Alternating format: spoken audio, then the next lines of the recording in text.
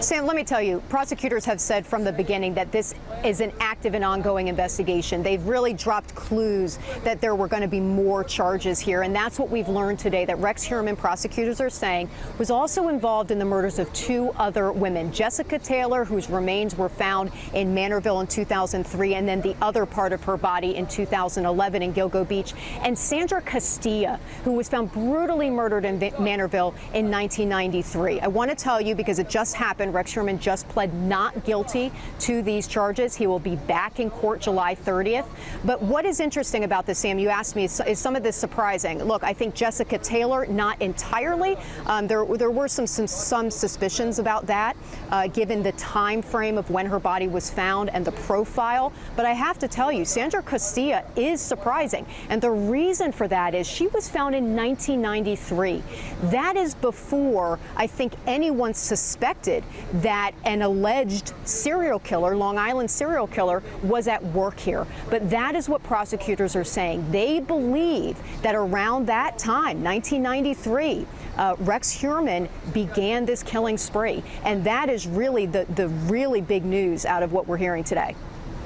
Well, Kristin, you know, we had the renewed search efforts happening at the Heuermann home in Massapequa Park. Just recently. And so do we know yet, or is it too early to tell if that recent search played a part in these new charges? So what I will tell you is absolutely part of that. The return to the Manorville area, which was back in April, was absolutely connected to the 350 electronic devices that investigators say they found at Heuermann's house. They say on those electronic devices, they found various Word documents, which had very disturbing things about how to murder people, how to dispose of bodies, how to cover your steps. And one document had a dump site called DS. That's what prosecutors believe is a dump site listed as an address, which is in Manorville. And so in the court documents we can see that prosecutors filed today, they used that information to get them back to Manorville in April of 2024, the April that just passed. Now the house, that is interesting. We still don't know why they were back at the house. It could be because, you know what, they're renewing the search in Manorville. They've now had this new information. Maybe we need to go back to the house. But that is still something that's kind of outstanding. Why did they go back to the house? They ripped that house apart a year ago. Did they find anything else? We just don't have those details right now. That's something I'm very curious about.